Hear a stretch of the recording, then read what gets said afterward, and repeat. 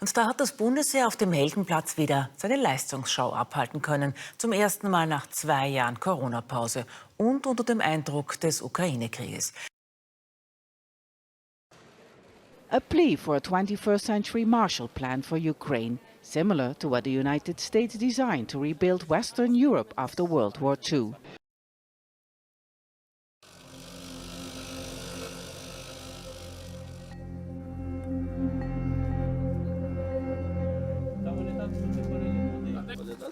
Воно не годне, воно вже все. Це так дітям погуляти. Та не дай Боже такі ігри дітям. Да. Ні, ну показати, дитина приїде, бо в городі каже, діду, хоч щось мені такого.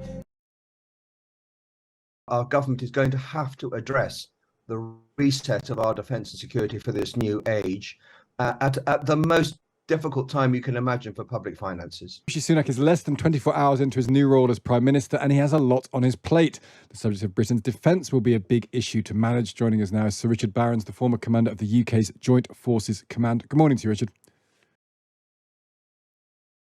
Well, Russia's military staged nuclear exercises on Wednesday under the watchful eye of President Vladimir Putin. The drills included multiple practice launches of ballistic missiles in what Moscow says was a simulated retaliation for any nuclear attack on Russia. Ну, прикинь, это Радика забрали. Да? Да, сегодня уезжает. Ну, в учебку пока. Потом сказал, через 2 недели на Украину отправят тоже. Тут новости плохие все. А? Вот, я без хохлы, говорю, наступление готовится. И кто вы? Если успеем, вы... если успеем. I am Maxim Makarov. I was born on August 20th, 1995. I was sentenced under Article 111/104 for 9 years. I served my sentence in the Ulyanovsk region. Yevgeny Prigozhin visited us.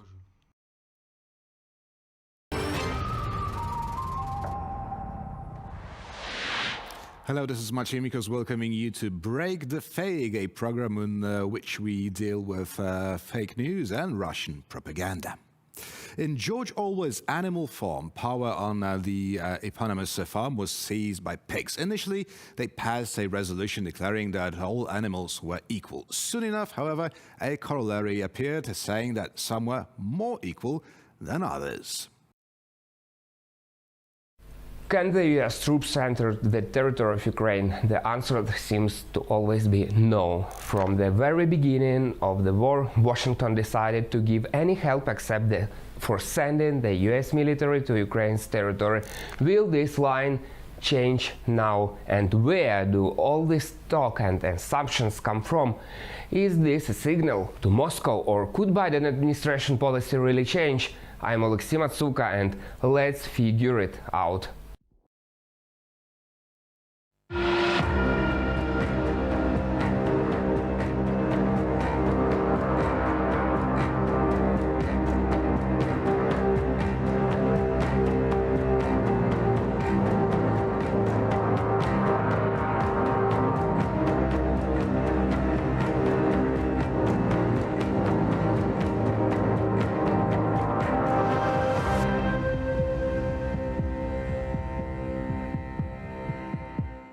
Hello and welcome. My name is Sasha Farbach, and you're watching Military Mind, your latest dose of battlefield intel.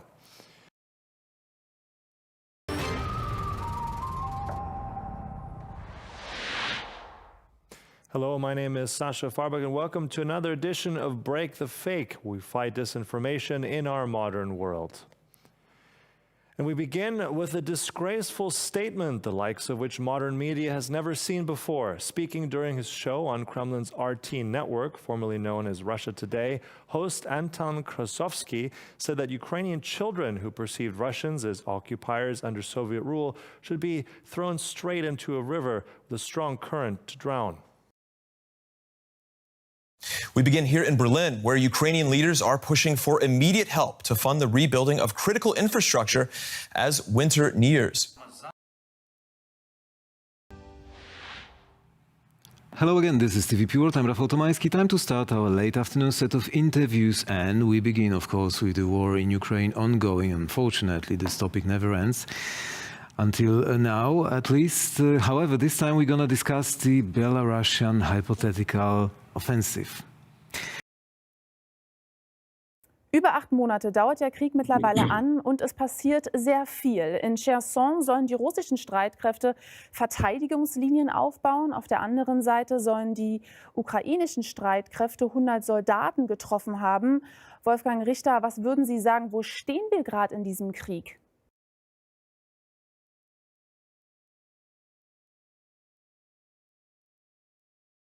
Und da hat das Bundesheer auf dem Heldenplatz wieder seine Leistungsschau abhalten können. Zum ersten Mal nach 2 Jahren Corona-Pause und unter dem Eindruck des Ukraine-Krieges.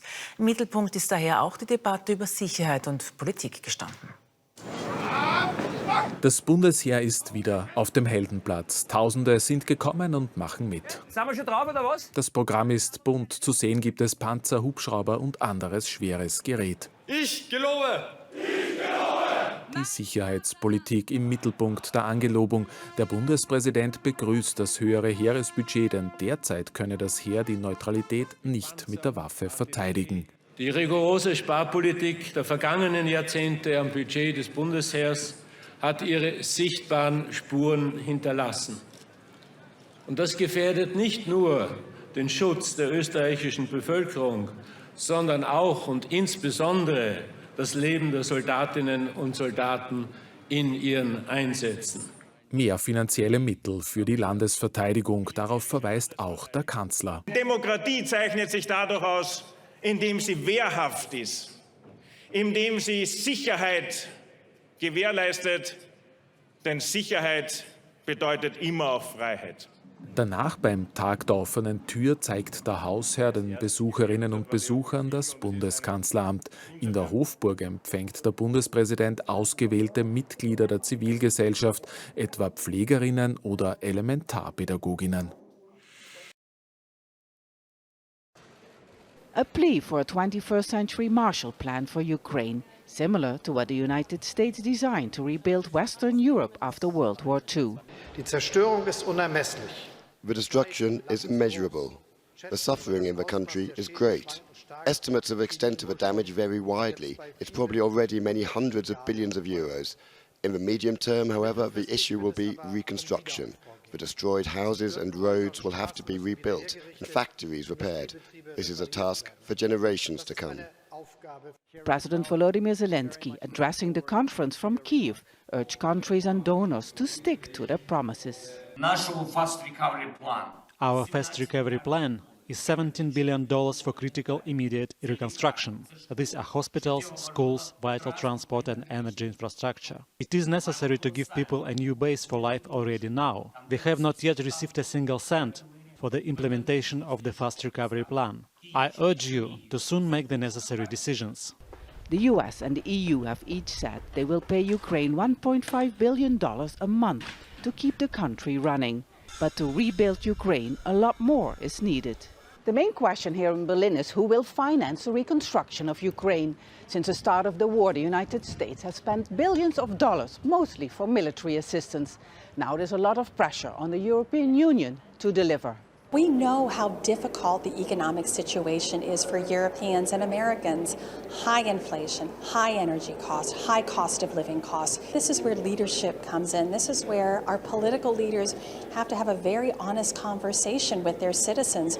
And the message for me for this conference is the cost of helping Ukraine now is small in comparison to if Ukraine fails. Since Russia invaded Ukraine, an estimated $300 billion of Russian assets have been frozen worldwide. The EU has been looking into legal ways to confiscate these assets so they can be used to rebuild Ukraine. But experts say there may be too many legal and political obstacles for this to happen. Stab Fasen, Al Jazeera, Berlin.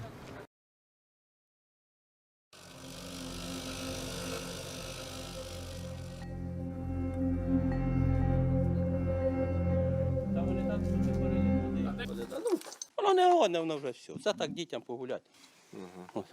Та не дай Боже такі ігри дітям. Да. Ні, ну показати, дитина приїде, бо в городі каже, діду, хоч щось мені такого.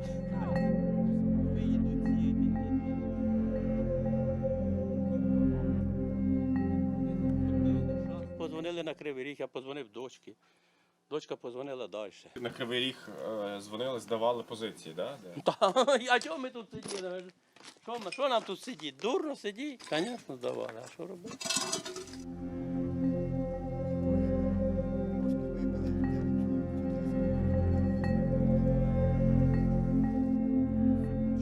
Спускалися до річки, ми їх переправляли на Архангельську сторону. Вони йшли, робили роботу, ми їх ждали на Архангельській стороні і переправляли назад. Ого! Да. Що собі? Ні, ну це не анекдот, це правда. Яшко. А по скільки людей заходило? Саме більше зайшло 18 чоловік. І це ви кількома лодками, так? Да? 3.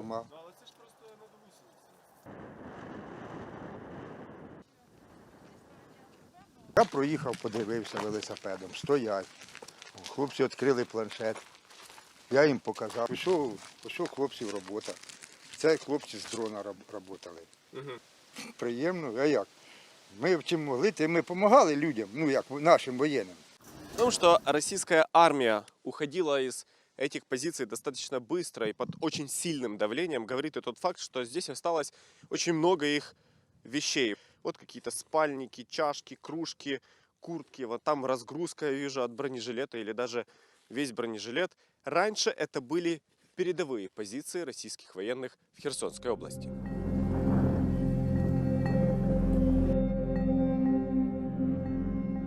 Ці були звірі. Що, п'яні, обкурені, машини всіх пообкрадали машини, це ж бачите, одна, друга, третя, де не поїдете, везде машини стоять. Всі машини забирали.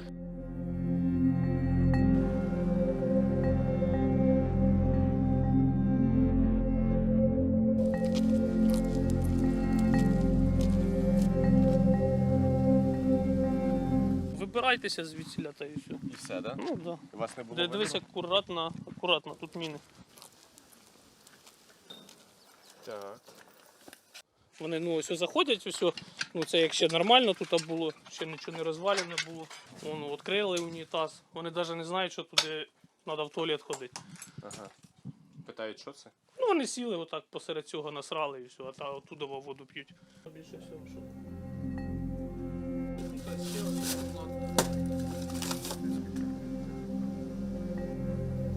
Ну що, хлопці молодці, що цим підарасам дали піздюлей. Ой, та зустрічали, ми не знаємо, ми плакали і обнімали їх, і цілували. Як наші хлопці оце ж бомбили, цих кацапів вибомблювали ось звідсіля. Немає образи на... Нема хлопці, нема образи. Ми довольні, ми раді, що вже в нас оце таке вільно. Вже хоч можемо вільно по вулиці ходити. Свобода? Свобода. Оце саме головне, що ми вільні, ми вільні.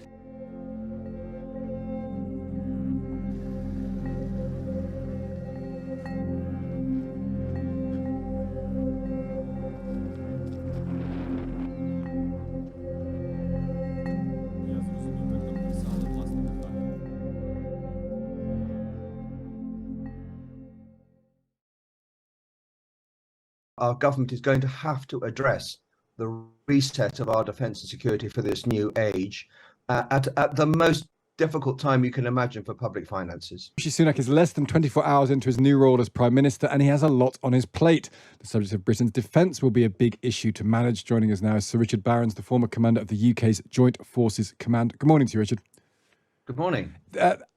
An early question, which may come as soon as next week when we get this budget statement, if it is indeed next week, will be Liz Truss made some very big spending commitments on defence. The idea of raising the defence spend to 3% of GDP, more than 2% as it is currently at the moment, in light of what's gone on in Ukraine. In your view, is it essential for Rishi Sunak, essential for the defence of the realm, to increase spending in that way? I think it's essential that everybody in the UK, every citizen, recognises that our defence and security is now in a wholly different place from that which we've inhabited for 30 rather comfortable years. We are back in an era of great power confrontation and conflict, and the war in Ukraine is an illustration of what that can feel like. And we're also in an era where the digital age is changing how war is fought and nations confront each other. And our armed forces are at the bottom of a trajectory of post-Cold War decline in numbers and readiness and people, just as we've walked into this major change in global affairs. So we should be absolutely clear that our government is going to have to address the reset of our defense and security for this new age at the most difficult time you can imagine for public finances. Does that mean more money in practice, in your view? Yes, it does mean more. It needs more money to fill the holes that exist now in defense and things like ammunition and people, and buying engineering and buying some more equipment. We have very, very small, even if very competent armed forces right now. And then it means investing in the transformation to do the sorts of things that we're beginning to see happening in the war in Ukraine. We confront not just our difficult relationship with Russia, but a world that's going to be far more unstable because of climate change, and in a world in which China and other people works. This is just a new era for defense and security. Can I put a counterpoint to you, I suppose, is that the lesson of the last year is that Russia is no longer a great power. Their attempt to invade Ukraine has been spectacularly unsuccessful, and ultimately Ukraine, standing alone with support from the West, with support from NATO, has been able to stand up to Russia fairly successfully. So the argument would be that our current levels of spending with weaponry being sent to a country like Ukraine has actually stood up to the task. So the argument might be that although Russia is being more aggressive, the lesson is that we don't need to spend any more because we can kind of gather together as NATO, support a country like Ukraine, and that does enough to withstand Russia. So that's a very fair point when you look at things right here, right now in 2022. But we need to accept that Russia is going to lose this war with Ukraine. And then Russia will likely be very aggrieved, angry, bitter, and will transform the military that have failed so spectacularly this year. And so we need to be ready to deal with this difficult Russia, whether it's under Putin or someone like Putin, for some years to come. Russia might have been beaten once, but it's going to be a more unstable world. And therefore, the more money needs to come in for threats other than Russia, and also for Russia 2.0 when it reboots itself after the failure in Ukraine. The line wasn't good for the last few seconds, but we very much understood the point you were making there. That's Sir Richard Barrons, the former commander of the UK's Joint Forces Command. Well, Russia's military staged nuclear exercises on Wednesday under the watchful eye of President Vladimir Putin. The drills included multiple practice launches of ballistic missiles in what Moscow says was a simulated retaliation for any nuclear attack on Russia.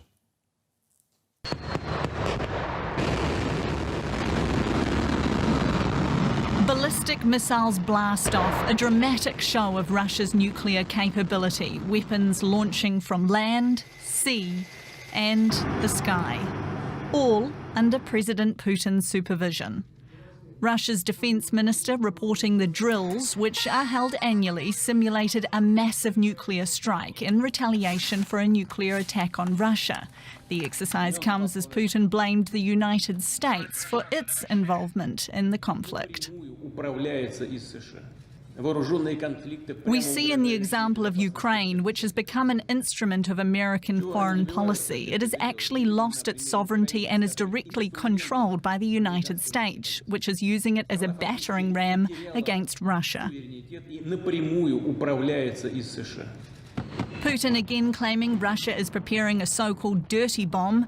Dirty bombs contain radioactive material but are not nearly as powerful as nuclear bombs. His claims have been roundly rejected by Ukraine and Western leaders. President Putin is failing on the battlefield.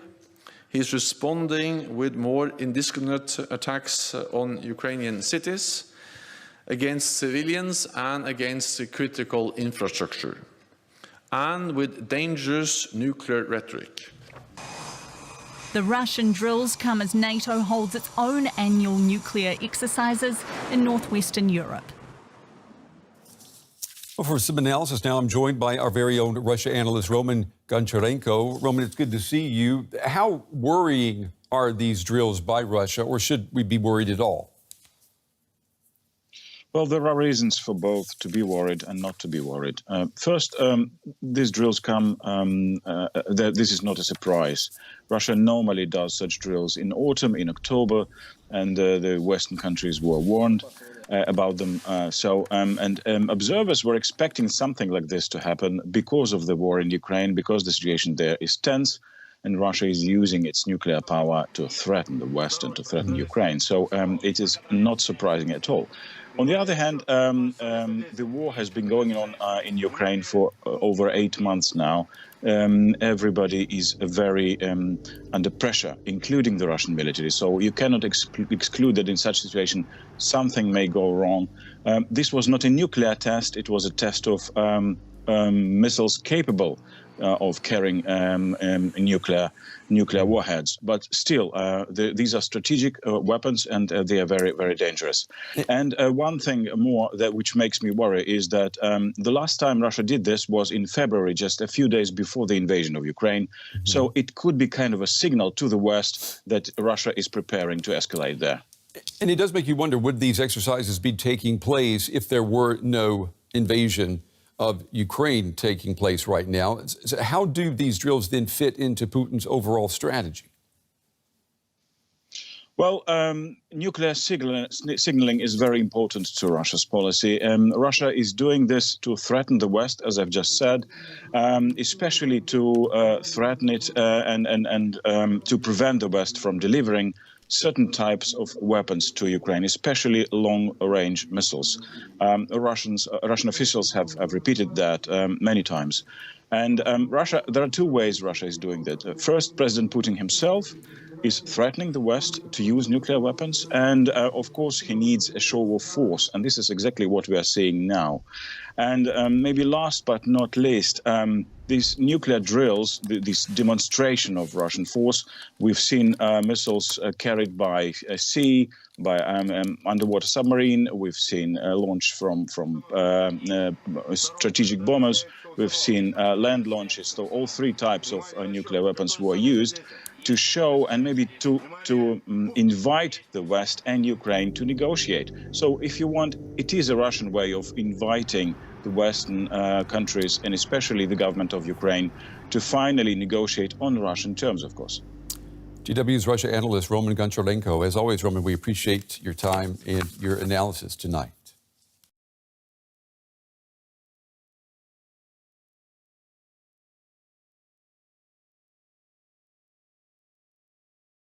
Ну, прикинь, это Радика забрали.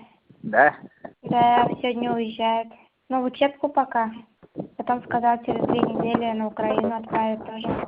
Тут новости плохие. А? Вот, я тут хохлы, говорю, наступление готовят. И что вы... Если успеем, вы... если успеем. 10%, то все хана. То есть вы сейчас отступаете уже прямо сейчас? Нет, сейчас, ну вот, пока мы единственные остались, кто тут остался. А что вы не уходите? Ну, команды нету. Капец. Когда должны уйти? Да, день-два. А сколько человек у вас? Человек 100-150. Это из всего батальона, что ли? Да. Остальные либо 200 или 300. Ну, командир у вас что, бестолковый, что ли, или что? Я говорю, вся армия такая. Ну ладно, давай, живой. Ну, кто будет, не знаю, тут вообще жопа полнейшая. Алло. Мамуль, привет. Мамуль, срочно скажи мне, у тебя какая группа? У тебя инвалидность же есть? У меня вторая. Ой, Вторая. Третья рабочая. Блядь. Или вторая, третья. С первой, второй я могу стать твоим опекуном, и никуда меня можно отсюда забрать сейчас. Ну и все. Вторая группа у меня вроде бы. Все, я пишу сейчас отказ тогда. А ты делай мне группу, чтобы я был твоим опекуном пока. Собирай бумаги, чтобы я стал твоим опекуном. Я могу быть... напишу, какая у меня группа. Сейчас я напишу тебе. Как, ты можешь сейчас посмотреть? Я не могу, блядь, нас везут опять на передок. Я сейчас звоню тебе узнать, нахуй, чтобы где отказ. У нас все отказались, нас 5 человек только осталось. Мне нужна причина. Неужели ты не знаешь, какая у тебя группа, первая или вторая? Первая точно нет. Я думаю, что у меня третья, сына. Пиздец, я остаюсь здесь тогда. Подожди, у меня с собой бумажки. Подожди. Третья группа, Ваня, третья группа. Во, у меня карта со мной. Третья группа. Все, я здесь остаюсь. Третья. Опять нахуй сейчас на первую линию, блядь, опять нахуй в бой, блядь. Я уже не могу, меня уже нервы не удерживают. У нас все отказались. Ну, а как-то просто собраться уехать тоже нельзя? Мам, дезертир. Статья. Самое главное, не паникуй. Все будет хорошо у тебя, не паникуй. Ну, здесь, мам, здесь в том-то и дело паника, блядь, понимаешь? Я понимаю, что я паникую. Я позавчера, как сердце болело, аж мне доктор дал таблетки. Я таблеток выпил, напился, мне сразу так легко стало. И нахуй нас тут накрыли, блядь, нас окружили и начали стрелять, нахуй, нас обкладывали. А что, у нас нету, блядь, артиллерии, нахуй, а? Артиллерия... Тяжелой бронетехники? А? Нету, вот техники нету, вообще нету. У нас в Урёте нету даже БТР. О, пожалуйста, мотострелковая, на лесопедах или на самокатах, кто как может, да? Да. И что, и ничего, никаких обещаний, никаких этих прогнозов, что там какая-то техника будет, ни хрена нету, да? Нет, вон один танк стоит у нас и все. Но И он, короче говоря, знаешь как, он не может стрелять. Вот. А один где-то здесь в другой посадке стоит, он не может есть. Вот так. Вот 2 танка. А третий где? Нету. Привет, ну наконец-то, блин. Все хорошо, жив, здоров. Короче, глянь, на Миноборону пишите, в прокуратуру, танки неисправные направляют на самый передок. Вот нас сегодня направили начать наступление. У нас танки нерабочие глохнут через каждых 50 метров. Ебаный урод. На нас эти пи***ры орут, а мы сделать ничего не можем. Они посылают пацанов на убой. Тут просто ложатся в поле трупы, и хуй кто дает их забирать, наших солдат, прикинь. Да я понимаю, ну напишу, писала я, а толку что? Блядь, Напишу прокуратуру, еще. на Миноборону, нахуй, выходите, нарушать, делайте что-нибудь, пусть приезжают, попробуют. Они пи***расы не дают, нахуй, даже родным звонить, нахуй. Уроды ебаные. 237. 237? Да! Ну, чё, это полк? Да, в котором слушаем, танки неисправные, сука, посылают на убой пацанов, блядь, пусть делают что-нибудь, ёбаные уёбки, мы тут, у нас руки связаны, солнце, давай, целую, обнимай.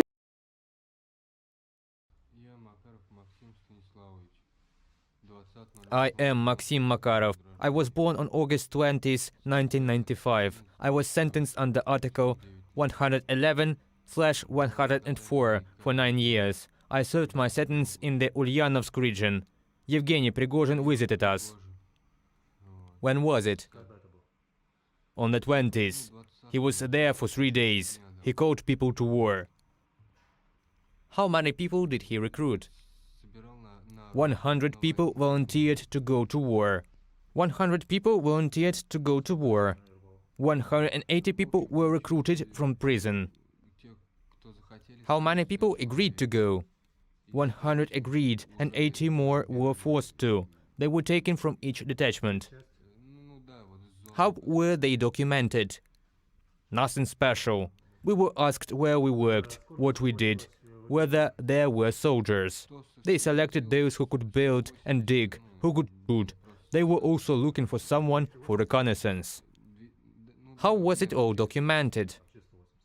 They just said that we were going to fight and that's it. Did they give you any documents? No.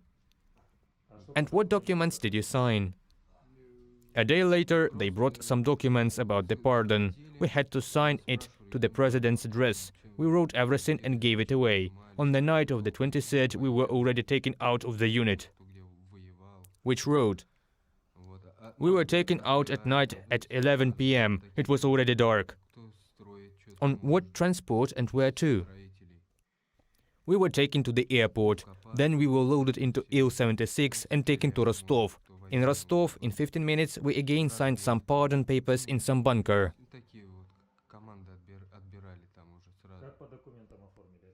What was in these documents? Did you read the text? They told us where to write. Everyone was explained. Then we were given a uniform. Backpacks were already packed. Did they give you weapons? The weapons were given to us in another place. From that place we were taken overnight by buses to a large children's camp. We were trained there. How many people were there? Approximately 2,500 people. Then we were taken to another place. The buses were full of people. In this camp, we were also given sneakers, warm clothes, rubber boots and weapons. But they didn't give us any ammo. We were there for a week. Then we were taken away to another village, where the houses are big. We settled there. When were you sent to the front line? How long did the preparation of training take? About a month, maybe less than half a month. The training was just to hold and disassemble the weapon, and that's it. And then you were sent to the front line? No, then we were sent to some village, or rather a forest. There we were already given grenades and cartridges. We even shoot a couple of times, probably 4 times. From there we were sent to the front line. We were there for 5 days. I live in the Kherson district of the Ulyanovsk region, the village of Yazykovo. I worked in Moscow on a roof. Then I was imprisoned under Article 111/4, grievous bodily harm with fatal outcome, for 9 years. Before sending us, they gave us armor in the camp. I have only a mother. She probably already knows everything. How does mom feel? I don't even know what to think. I was paid 2,000 rubles a day, unofficially. Have you been officially employed? No. How much did they pay you for your work in prison? Nothing. You can't even buy cigarettes with that money.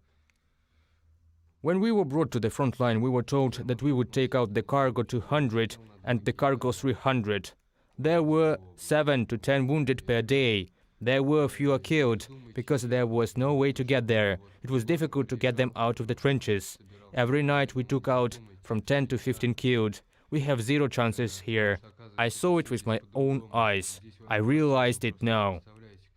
Then they started treating us completely differently. They threatened us with weapons if we refused to do something according to their orders. When you realize on the spot that everything is not going right, you have no way back. Either you get shot or go and do what they told. Guys, don't make the same mistakes. The fact that Prigozhin came and took everyone for war, do not believe it. This is not so. Everything is different here. Everything which they tell us is complete nonsense. Don't hesitate to come here. You won't be coming back. There is no chance at all.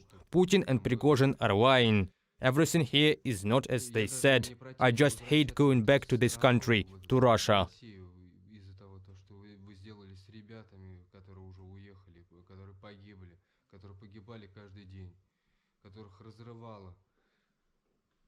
Вы мрази просто, и все. Я не хочу больше возвращаться в эту страну.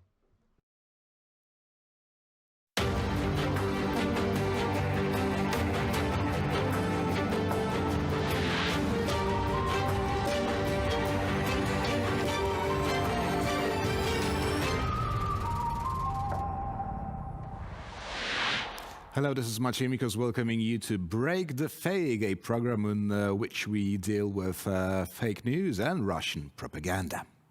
In George Orwell's Animal Farm, power on the eponymous farm was seized by pigs. Initially, they passed a resolution declaring that all animals were equal. Soon enough, however, a corollary appeared saying that some were more equal than others. The Russian Federation comprises a vast number of different nations. However, only ethnic Russians can learn the language without jumping through hoops, use a traditional alphabet, and be exempt from military service. Ramzan Kadyrov has proposed sending up to 400,000 Chechens to war in Ukraine. The number amounts to a quarter of the republic's population. A few days earlier, Kadyrov announced that another batch of Chechen volunteers was dispatched to the front in Ukraine. Human rights activists, however, claim that many of these supposed volunteers are actually Kadyrov's political opponents and criminals with prison records.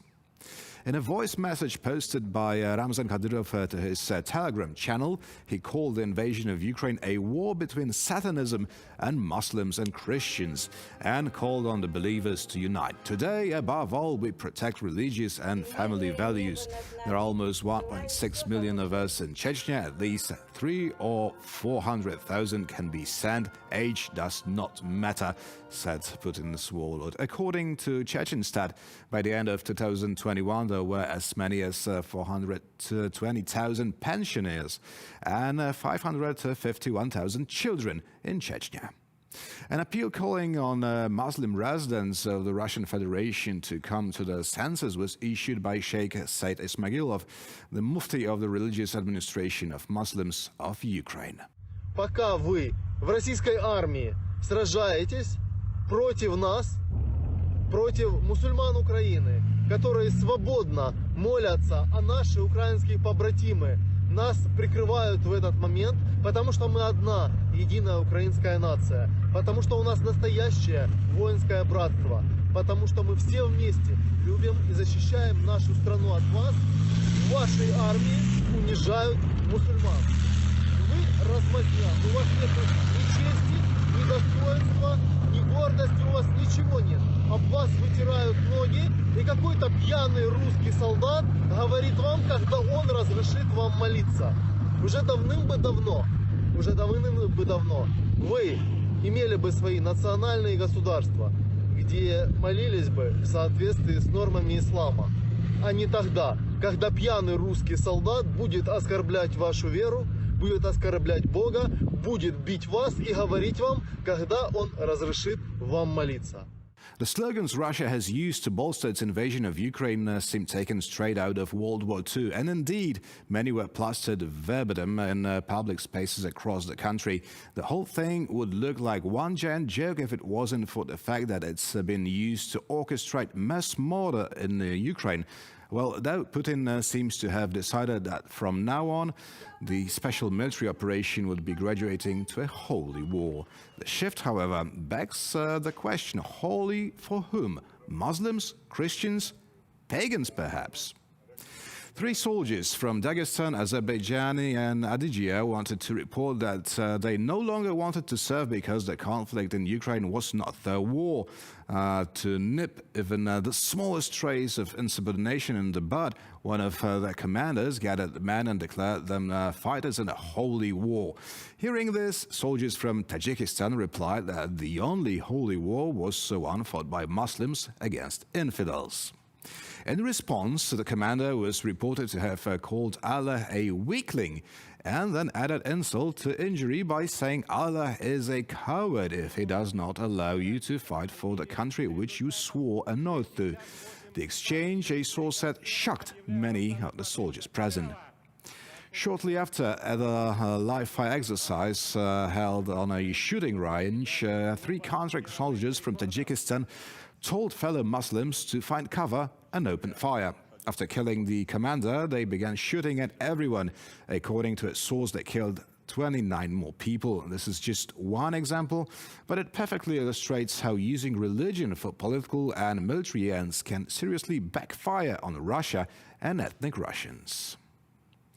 On October 18th, the Verkhovna Rada of Ukraine adopted a resolution recognizing the Chechen Republic of Ichkeria as a territory temporarily occupied by the Russian Federation and condemning the genocide of the Chechen people. A few days earlier, a meeting of state officials, public and political figures, and representatives of peoples and other countries affected by Russia's aggressive and expansionist policies was held in Kiev. The attendees sought to establish a permanent platform for the protection of the rights and freedoms of enslaved and occupied peoples methodically destroyed and oppressed by the Kremlin regime. Following the shooting incident, analysts from the Institute for the Study of War revealed that the Russian information space responded mostly with harassment and xenophobic rhetoric aimed at Central Asian immigrants and other minority groups. In its report, the Institute quoted one pro-Kremlin politician, Sergei Mironov, who posted a long xenophobic critique of Russia's migration policy on October 18th. In his rant, Mironov accused military commissions of allowing people who pose a threat to Russia's security into the armed forces and propose a moratorium on granting Russian citizenship to Tajiks. It seems that the Russians want to have their cake and eat it too. While the Russians are undoubtedly seeking to pull out from the western bank of the Dnieper in the southern Ukrainian region of Kherson, Putin himself ordered that Kherson be defended at any cost, meaning that the enemy will likely fight to the last soldiers, said Ukrainian military expert Oleg Zhdanov in a statement quoted by the Union news agency. The Kremlin's propagandists make no secret of the fact that while they pity the infrastructure, the Russian forces are free to use whatever means at their disposal to carry out their orders. Some went so far as to say that by evacuating the city, the Russian army has given itself a free rein in terms of using air and artillery strike. In short, the Russians intend to turn Kherson into a second Mariupol.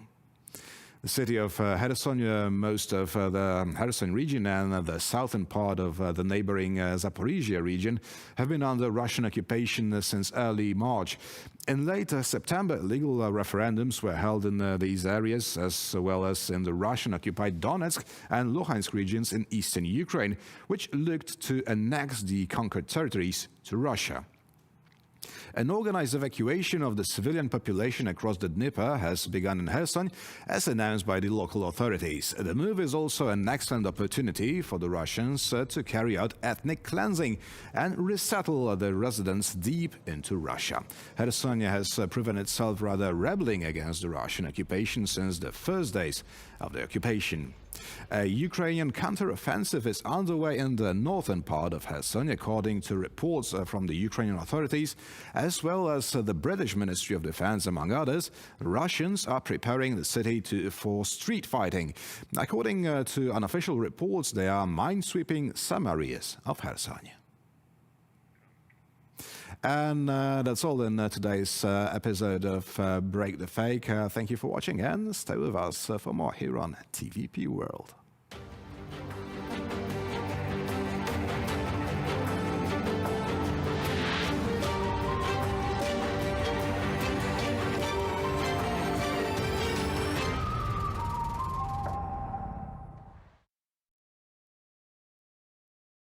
Can the US troops enter the territory of Ukraine? The answer seems to always be no. From the very beginning of the war, Washington decided to give any help except for sending the US military to Ukraine's territory. Will this line change now? And where do all this talk and assumptions come from? Is this a signal to Moscow, or could Biden administration policy really change? I'm Alexey Matsuka, and let's figure it out. The 101st Airborne Division of US Army is now deployed in Romania, right on the border with Ukraine. This unit is just fabulous. It was formed back in August 1942. It participated in the Normandy landings. 8 decades after those events, this division, also known as the Screaming Eagles, was sent to Europe again. About 2,500 soldiers were redeployed to Romania, Bulgaria, Hungary and Slovakia to protect NATO's eastern flank. Most of them stand now on the very border with Ukraine. But there is a very strict order. They can't even step into Ukrainian territory. After all, if at least one American military man suffers, the US will be instantly involved in this war. And the Biden administration is trying to avoid this scenario. So why this unit is on the air today?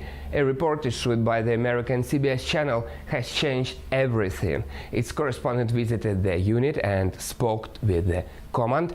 He learned that the US military drill was meant to recreate the battle Ukraine's forces are fighting every day against Russian troops just across the border. That's in fact they are working out counteraction to Russian troops. But what surprised us the most was that article contained the words, "The US military is ready to fight tonight." Here is how the reporter put in.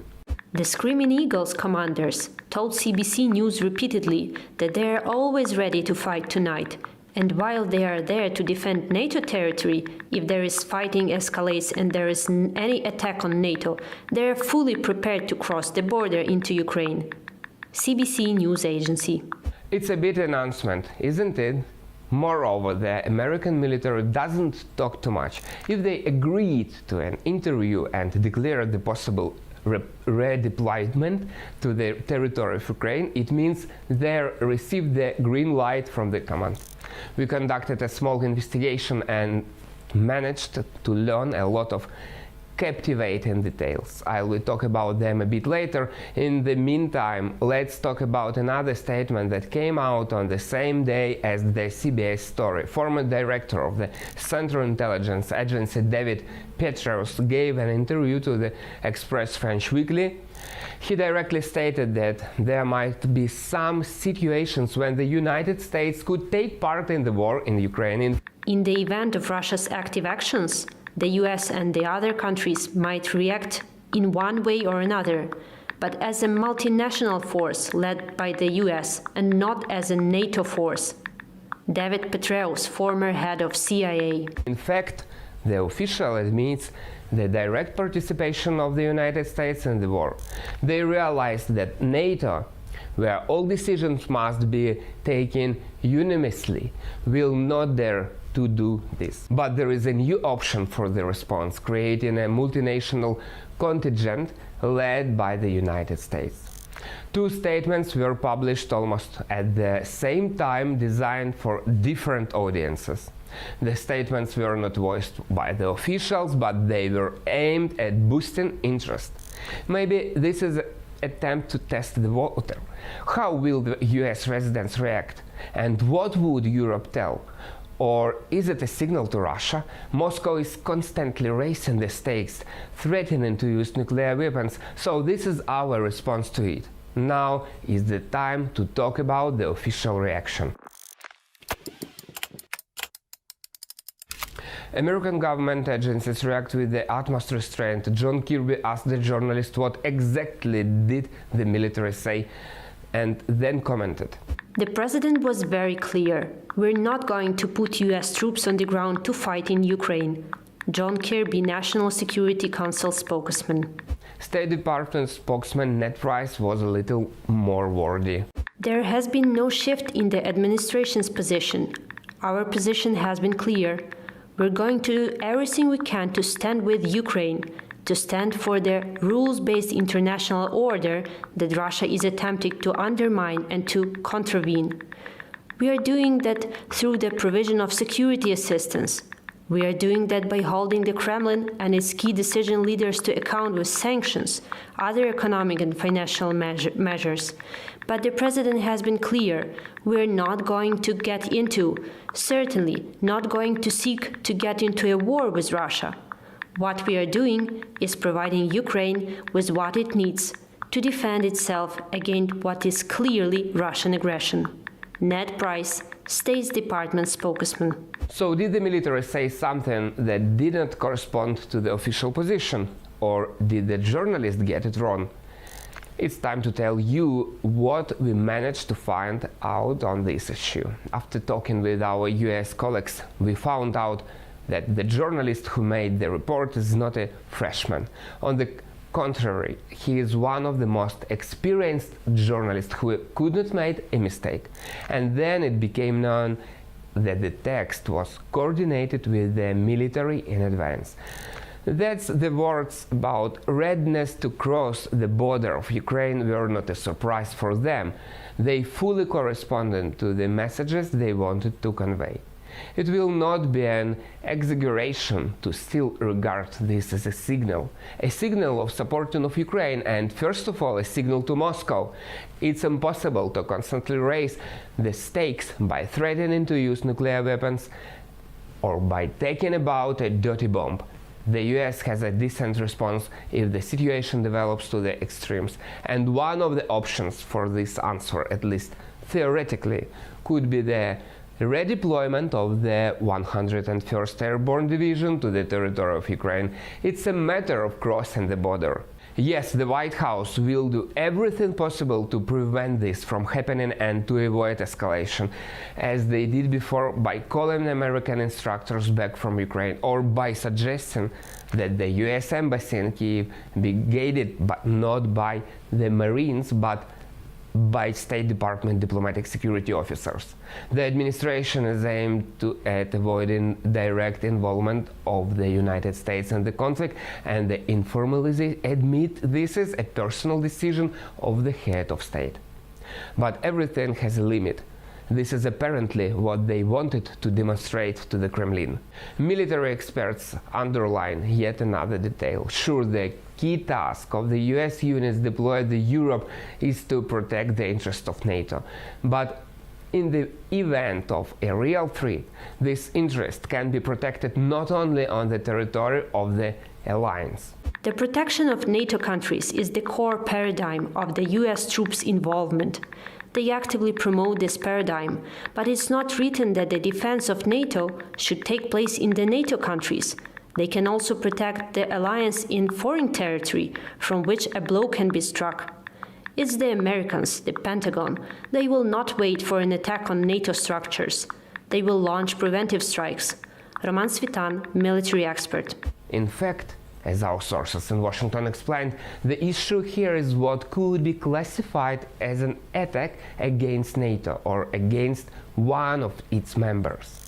This is a serious decision. In fact, it's about how and when to start a third world war, and should it be started at all. For example, if an Iranian drone sent by Russia crosses the Ukraine-Poland border falling literally on Polish territory, is this an attack on NATO?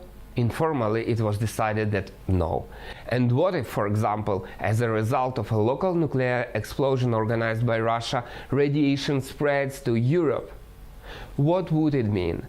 This will be perceived as an attack, and this message was already delivered to Moscow through some unofficial channels.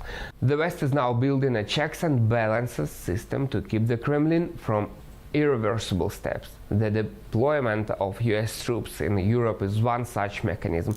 Apparently, a hint that they can go further was needed here, at least in order to start discussions such as possibility in Ukraine, in Europe, and in the United States.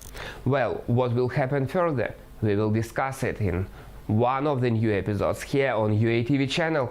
Don't miss our videos, and thank you for watching.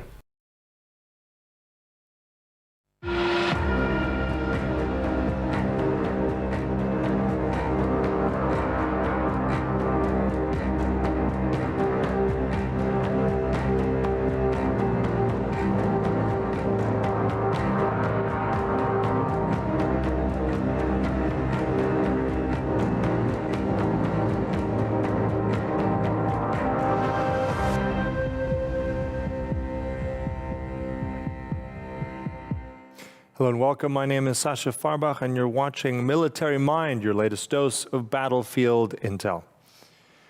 Now, as always, let's start with the latest from the Ukrainian front line. According to the Ukrainian General Staff, Ukrainian forces have recently managed to liberate 4 villages near the border of the Luhansk, Donetsk, and Kharkiv regions. As for the southern portion of the front, Ukrainian military officials have reported that the Russians are digging in around Kherson. The city's occupation authorities have already been evacuated, along with local bank personnel. Russian troops have also been building fortifications on the left bank of the Dnieper and mined potential crossings. In the Donbass, there have been unsuccessful Russian assaults over the past 24 hours in the Bakhmut and Avdiivka areas west of Donetsk. Ukrainian military officials have reported that the Russians continue using Shahed 136 drones and other unmanned platforms and have stepped up attacks on energy infrastructure. As many as 80 such strikes have been launched since the beginning of the war, including more than 50 this month. As a result, Ukraine has been plagued with power outages. Rolling blackouts have been implemented in many towns and cities across Ukraine, including in the capital. Ukrainian border guards were the first line of defense against Russia's invasion in February.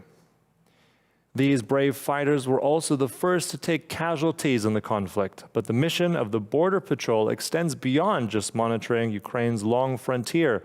The border troops also are a fixture, many a skirmish along the border regions. Let's take a look now at what their performance in combat looks like.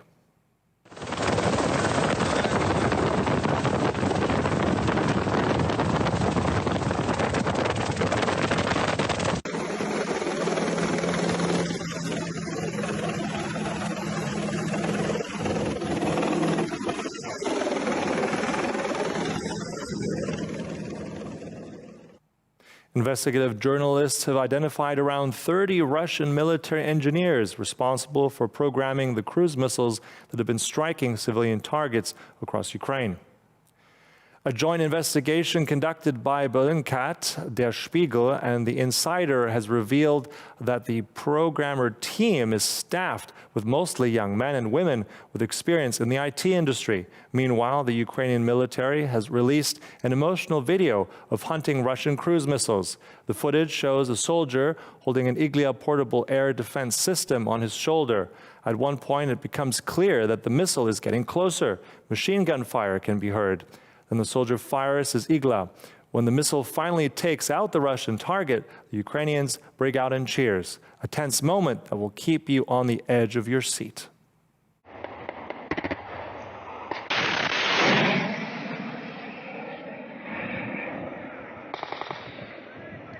Yes! Yes! Yes! Yes!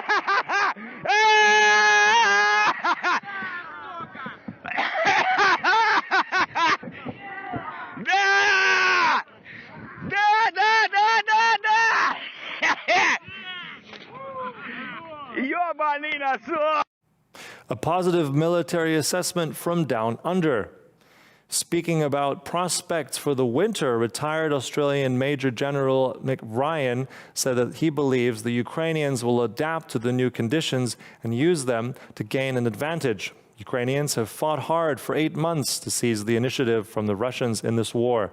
They will want to continue to use the momentum they have generated with their Kherson and Kharkiv offenses and will likely use the winter as an opportunity to continue seizing back their territory, Ryan wrote in the Sydney Morning Herald. Here's some photos now from frontline fighting in eastern Ukraine.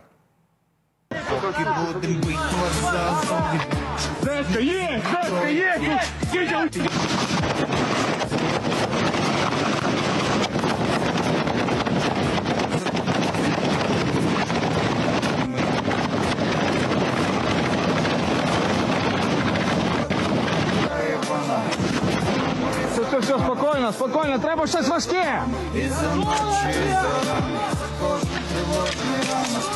РПГшку що-небудь винесіть в лупі. Стоп, не стрілять, пішов свій, тяжелий. Прикрий. Ukrainian Operational Command South reported that over the last 24 hours, Ukrainian Air Force has flown 5 daytime combat sorties, while Ukrainian artillery and rocket troops carried out nearly 250 fire missions on the southern front. So what's the casualty report? The Russians lost 40 soldiers, 3 tanks, an OSA anti-aircraft system, 6 vehicles. In addition, 6 Russian tanks were damaged. Ukrainians also destroyed 3 Russian ammunition depots in the Berislav and Kharkov regions. Now let's see some of the damage up close. Here's your chance to see a Russian S-300 air defense system being blown to bits in a successful Ukrainian attack.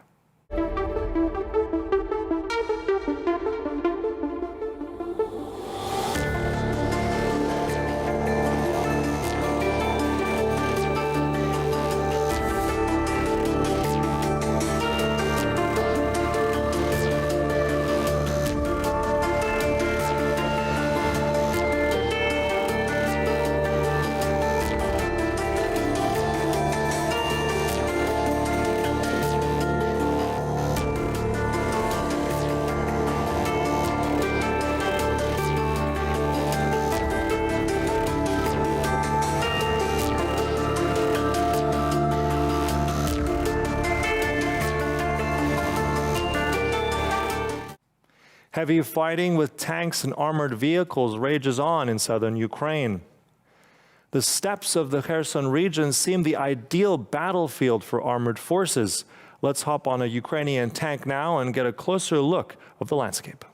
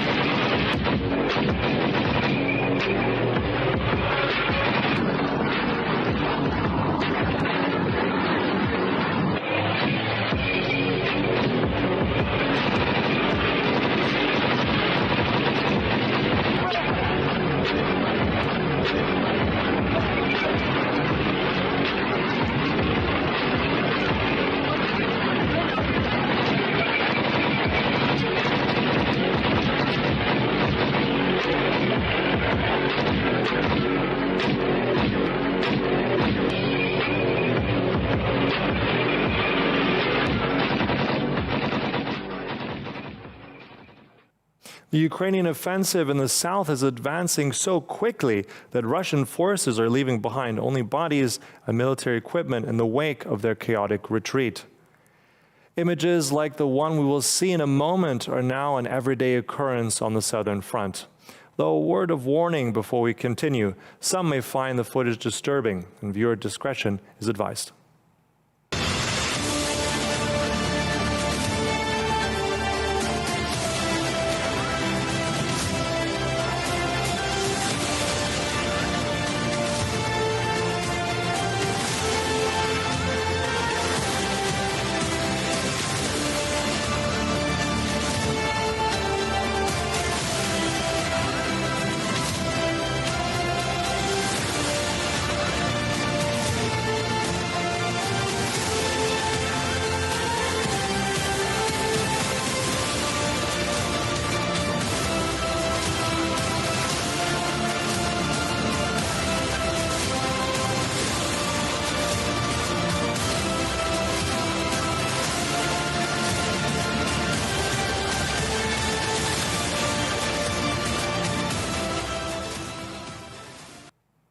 And that's all for this edition of Military Mind, but join us again tomorrow for another edition of the latest from the front lines. Take care.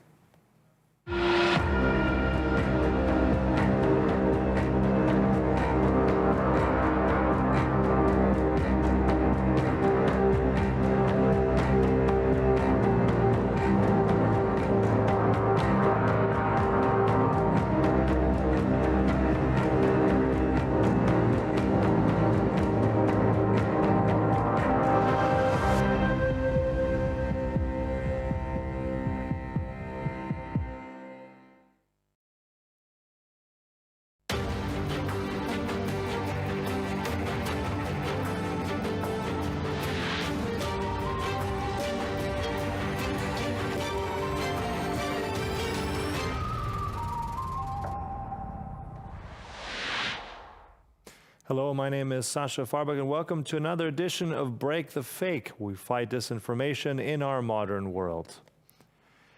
And we begin with a disgraceful statement, the likes of which modern media has never seen before. Speaking during his show on Kremlin's RT network, formerly known as Russia Today, host Anton Krasovsky said that Ukrainian children who perceived Russians as occupiers under Soviet rule should be thrown straight into a river with a strong current to drown. Governments which still have not banned RT must watch this excerpt, Ukraine's Foreign Minister Dmytro Kuleba wrote on Twitter, attaching a link to Krasovsky's shocking remarks. Kuleba also added that Ukraine would put Krasovsky on trial for aggressive genocide incitement. People who still try to give Russians the benefit of the doubt should see for themselves the reality the Russian regime operates in. В общем-то, у меня ощущение, что общественное мнение, оно вошло в такой самоподдерживающийся истерический цикл. Да, там истерики по любому поводу. Да, да, то есть это все уже вышло на совершенно безумный уровень вранья, на совершенно какой-то болезненный уровень фантазий. Там, ну, вспомним всю эту историю про Виагру, которую, оказывается, пачками выдают нашим солдатам, чтобы насиловать украинских бабок. Господи, да, бабки гробовые бы еще все потратили на то, чтобы их насиловали русские солдаты. Мне казалось, что всегда ненавидели русских, ну, вернее так, те люди, которые идентифицировали себя как да, а не как русские. И просто какому-то большому количеству русских, какое-то большое количество русских заставили поверить в то, что они... Я в 80-м году первый раз оказался на Украине ребенком еще. И вот там мне украинские дети, они рассказывали про то, что Украина оккупирована москалями, что если бы не москали, они бы жили как во Франции, а вот они страдают, потому что оккупированы. Причем это были не украинские дети, которые украинцы говорят по-украински.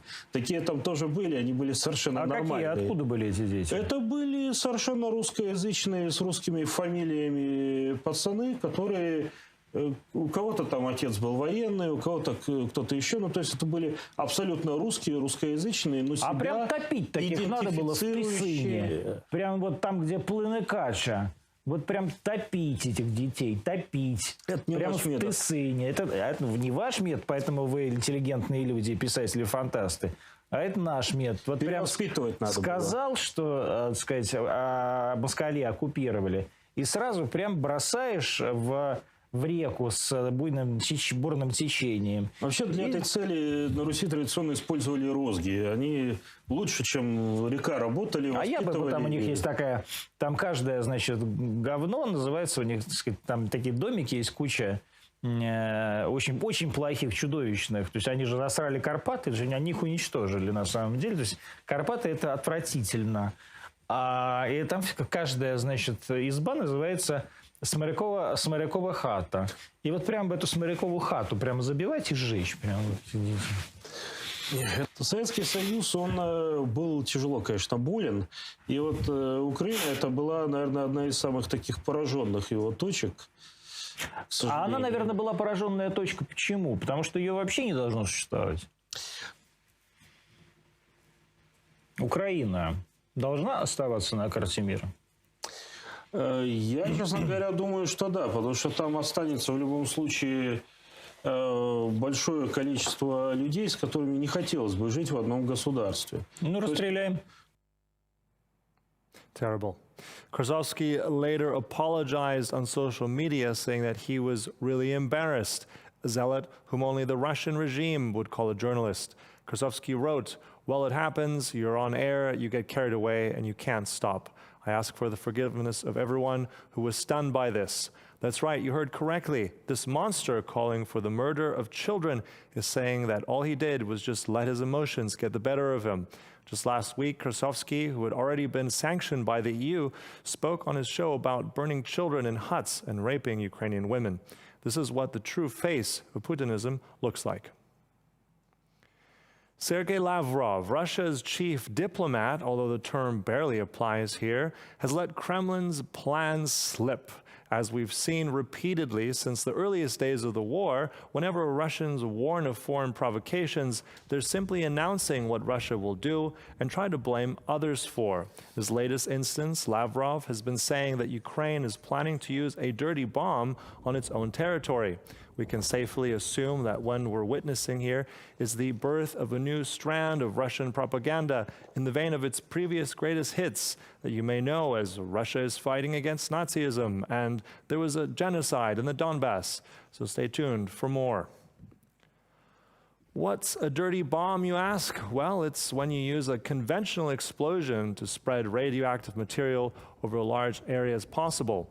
Doesn't produce a nuclear detonation. Rather, the purpose of a dirty bomb is to cover the target area with fissile material and cause radiological contamination. Mikhailo Podolyak, advisor to President Zelensky, said on Sunday that the claim about Ukraine looking to use dirty bomb is just another Russian fabrication and a patent lie. What have we heard from Russia before? A lie about Nazism, the development of nuclear weapons, and the fighter pigeons. What are we hearing now? Podolyak wrote on Twitter and then added, "There's no dirty bomb, only dirty attempts to justify genocide with a new fake." Dropout General Sergei Shoigu phoned the defense ministers of France, Turkey, and the UK, and even the US Defense Secretary to try and convince them that Ukraine was looking to detonate a dirty bomb and then accuse Russia of using weapons of mass destruction.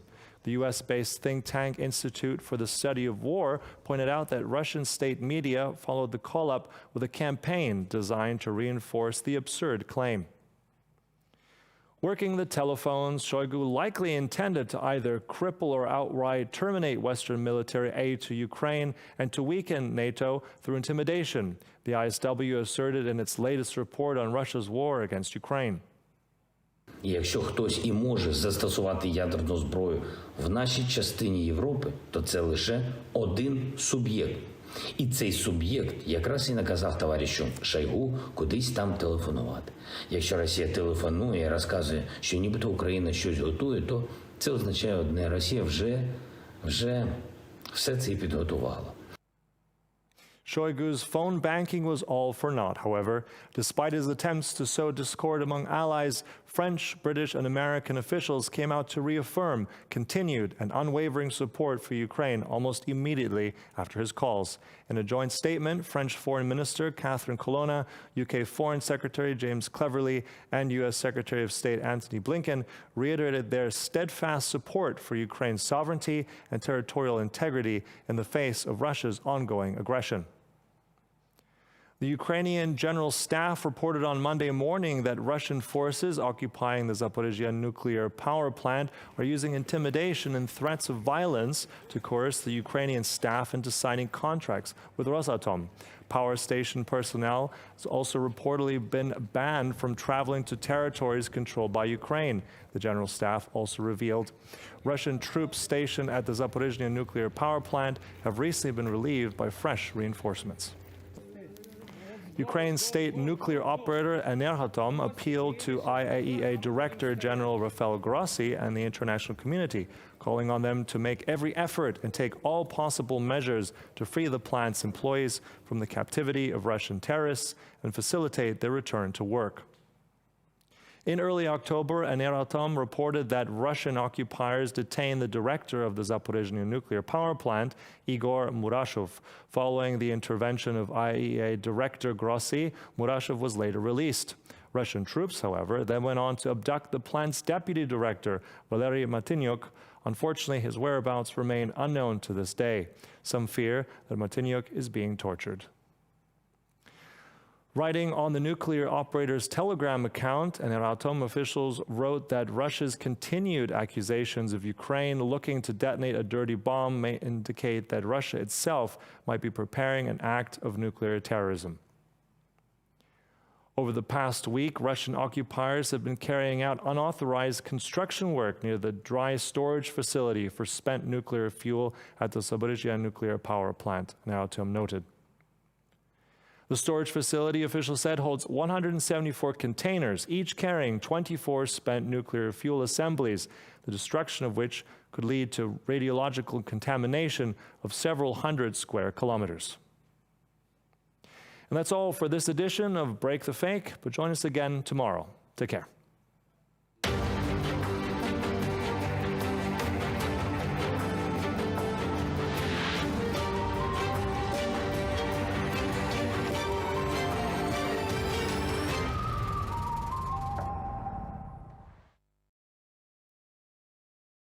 We begin here in Berlin, where Ukrainian leaders are pushing for immediate help to fund the rebuilding of critical infrastructure as winter nears.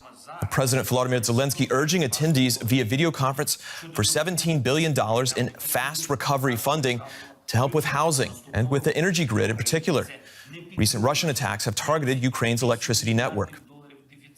German Chancellor Olaf Scholz, meanwhile, has called the broader rebuilding of Ukraine a challenge for generations, and he's appealed to nations for further commitments. The World Bank estimated back in September that total rebuilding costs for Ukraine could mount to more than $350 billion. Now, before talking to EU leaders, Scholz also appealed to German businesses for help. Russia's daily bombardments of Ukraine are leaving housing, roads, railways, and power plants in ruins. An end is not in sight. But the German government is already preparing efforts to help rebuild Ukraine. With winter approaching, Ukrainians need electricity, heating, and water. German Chancellor Olaf Scholz is hoping to attract investors with the prospect of EU membership for Ukraine. This decision sends a signal to private investors. Those who invest now in the reconstruction of Ukraine are also investing in a future EU member that will be part of our legal community and our internal market. Some 2,000 German companies are already active in Ukraine, and despite the war, most have remained there. That number is likely to grow, with many helping to rebuild the country. The most what is needed to restructure quickly and efficient Ukrainian energetic system, and especially in the field of decentralization of supplyment, because they targeting this huge former Soviet Union electricity station, and it's very simple to shut down large cities, for example, Kiev or Lviv or Kharkiv for the electricity. The head of a large logistics company based in the city of Dnipro is eager to find some investors. It's a good time to invest to road or truck solutions for transportation something to Ukraine. I would also notice warehousing. As long as we have different gauge width between European community and Ukrainian railway infrastructure, it is very good time for investing to dry ports on the border between European community and Ukraine for this moment. A lot will have to be done to rebuild Ukraine, and it could take decades. But the infrastructure is likely to be better than before. The war is far from over, but reconstruction efforts are already beginning. And for more on this, I'm joined now by Ukraine's Deputy Energy Minister, Yaroslav Timchenkov. Yaroslav, welcome to the show. You tweeted a week ago at the height of these latest Russian attacks against the energy infrastructure. You tweeted, never before have so many people and their survival depended on having electricity supply. How is the situation right now? First of all, it is important to understand this is the first time in human history that a large European country like Ukraine experienced such massive missile and drone attacks on its critical energy infrastructure. Never before have energy networks been so advanced and extensive. Never before have so many missiles been fired simultaneously as in Ukraine. And never before have so many people and their survival dependent on having electricity supply. That's why right now we are appealing to our partners across the globe to help us stay functioning and repair these damages. These For 17... that, we need... This $17 billion that you're requesting right now, that Zelensky is requesting for immediate help. Can you tell us where it would go? Are we talking about hospitals? Are we talking about substations? Give us an idea. Yeah, you know, we need dozens of transformers, hundreds of kilometers of cable and other equipment and suppliers. That is why we securing this assistance in number one priority today, as well as strengthening Ukraine's air defense. We must protect critical energy assets and civilian infrastructure, especially electricity. Russian actions are war crimes. That's why after our victory, we will demand that not only the military, but also those who assist identify our energy targets, Russian power engineers are brought to justify. This is the situation quite critical.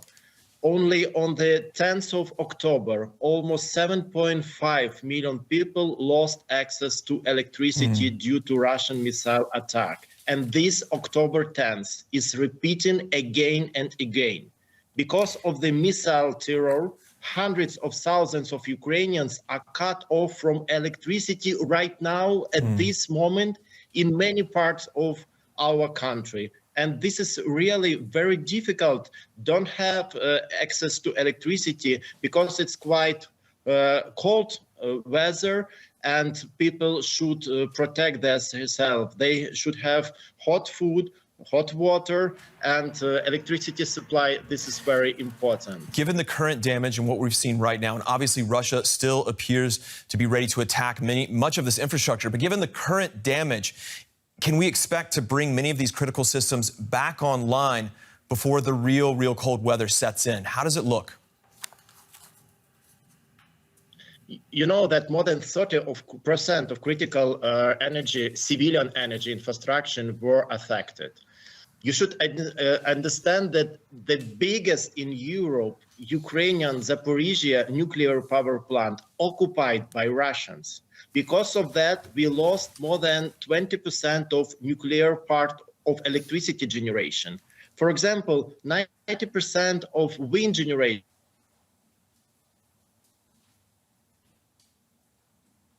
but they have good evidence confirming that Ukraine's energy sector has a great potential.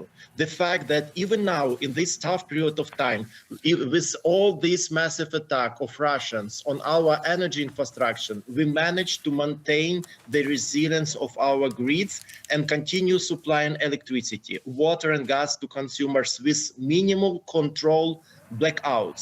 We have blackouts, but these blackouts controlled by our transmission system operator, and this is because of necessary to have time to do repair campaigns.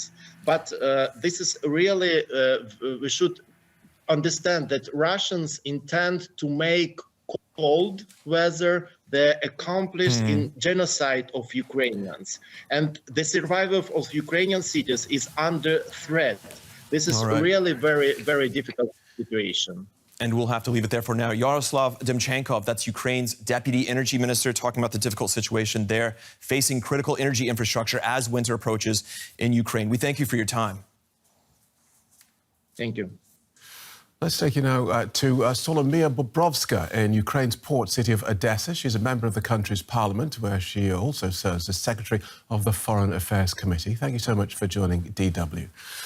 Does it make sense to talk about the reconstruction of Ukraine now, while bombs and drones are still falling? For sure. And we had to talk about this since the very start of invasion. You saw the results of the bombing and shouting and hitting the critical infrastructure, and how civilians are after the invasion, especially in Kyiv region, Chernihiv, in Sumy, in Zhytomyr. And I think that we have to live not with the past, but with the future, knowing that we will win. But that's of course that's the question of when we will overcome this this threat, and this existential threat, I would say. And for us, that's a real big pleasure. That's very symbolic. Today, the conference takes place in Berlin, and for the first time, the president of Germany came to Ukraine. Finally, he is our dear guest in Ukraine, and I think that would be a good sign of a new page in very close and friendly, and I would say warm cooperation finally between Germany and Ukraine. And what sort of input is Kyiv having into these talks, into this process? I think that first of all, Kyiv will show the real war. What does it mean, real war for Germany? We understand that it's very psychological hard for Germans to overcome the consequences after the Second World War, and I think that's a high time for a president of the country which is trying to make a step back or somewhere behind from the war, to understand that we have actually been facing the Third World War, and that's not even about buffer zone. We are a shield. No, I understand that. What does it mean to be the shield of the 21st century? If I could just perhaps rephrase the question. There were concerns before the war started, when there were discussions with Russia about the war, that excluded Ukraine. Now we have a conference where lots of countries around the world are talking about what happens next in Ukraine. How much a part of that process is Ukraine? Are these people talking about your future, or are you part of the conversation? No, we are part of the conversation. I think that's the formula to talk about Ukraine without Ukraine. That's totally going against any politics and policies which can be made by EU or NATO members or our partners without Ukraine. We have our vision of the future of Ukraine. That's first of all, and I think that's appropriate not to ask Ukraine how we see this future. And we see this future actually to be a 100% member of EU. And by the way, now it's the talkings and conversations are in Berlin during this conference. That's about future of Ukraine, but Understood. Future of Ukraine being a member of Europe. Okay. There are signs, however, that the fallout from this war, higher food prices, higher energy prices, are beginning to test the resolve of Ukraine's allies. On Monday, we saw 30 members of the US Democratic Party urge the president to shift his strategy and pursue direct negotiations with Russia. How concerned are you about the effect of war fatigue on your allies? We're concerned, but you know, it's really a very tough question and a very sensitive question. If for me, as being Ukraine and being a member of parliament, to see our partners being tired of Ukrainian issue, and we are trying to say that the price for electricity or energy price, that's only a very small part of how much the European civilian comfortable life paying for the war, where we're losing millions of lives. Each day we're losing more than 100 military officers on the front line. We are losing civilians, and the murders which are being done and was done and will be done by Russians. That's incredible and going out of any books even, and memories. And I think that's this is very small payment for war. We have to face how much we can go to pay for our values. Right. Saying again and again that freedom is so high and so important for us. No, I think that's the age or the period of our transforming not only Ukrainians but for Europeans as well. Understood. What does it mean to have freedom with a high price? Thank you so much for joining us and sparing us the time. Solomia Bobrovska, Secretary of the Ukrainian Parliament's Foreign Affairs Committee. Thank you. Thank you.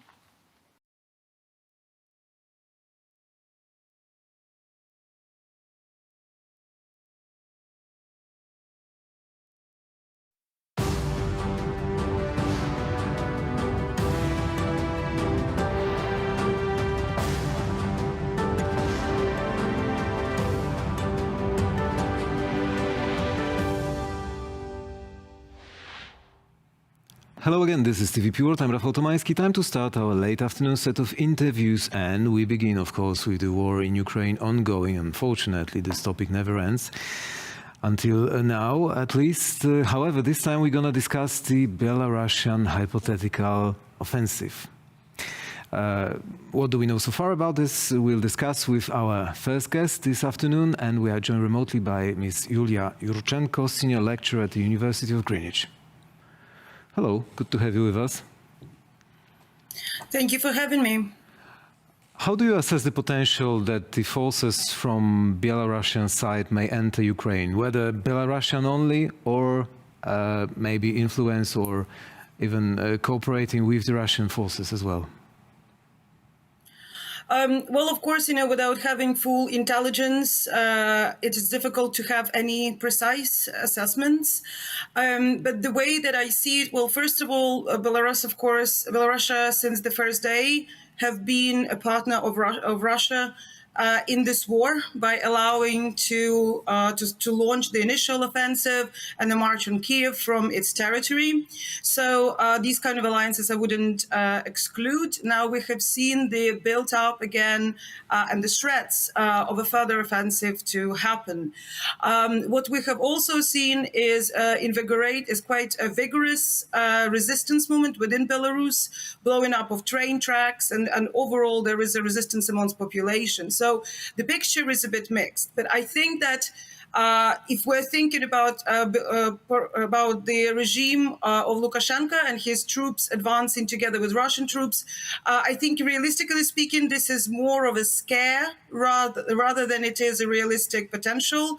I think there has been a lot of losses of Russian troops along the front lines in Ukraine, and we have seen with the swarms of drones and with attacks on civilian infrastructure, and now with the threat of the so-called dirty bomb, Russia is really ramping up the rhetoric because they see that the Western partners are supporting Ukraine, that they are potentially losing the war, so they are trying to use any potential scare tactic, especially the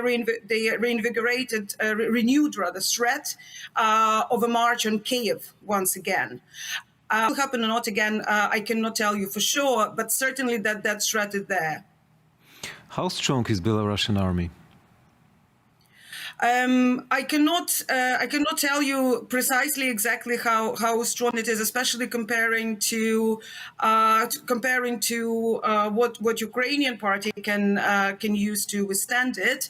But we know that in terms of morale and desire to actually fight in this war on behalf of Russia as a proxy, we cannot be saying about an overwhelming support amongst the Belarusian troops. But at the same time, we can't say that it doesn't exist. Whether it's a force that is strong enough to launch an offensive similar to what we have seen in winter of this year, I wouldn't compare. It's not quite the same strength. And in comparison with the Russian forces, in terms of offensive capabilities, we've seen the Russians incompetent, powerless, sometimes, of course, not that much as all the world would like them to be. But still, in comparison, Belarusians with Russians. It is difficult to me to say precisely. And again, Russian troops also vary in their strengths depending on which parts of them we take, whether it's the newly conscribed, forcefully mobilized, or whether it is Wagner Group, for example, or special forces. But Belarusian forces have been known to be, depending on, again, which parts of them we're talking about, to be more organized to some extent. But at the same time, they have much less skin in the game of this war. And I think that is something that what a lot of military experts are telling us, that the morale, the desire to fight, and understanding how rightful your participation in the war is responsible a lot for how the conduct goes. But of course, in terms of military capacity, in terms of arms, in terms of skill and strategy, Belarusian army is incomparable to Russian, let alone Ukrainian army. Of course, we know the numbers. Around 50,000 troops already in the army in Belarus, 300,000 able to be mobilized in reserve, and as well 500 tanks and dozens of planes, fighter jets able to operate. However, I guess it might be all the equipment remembering the Soviet times. So maybe it's not that comparable to the modern equipment that Ukraine already has been getting. What do you think?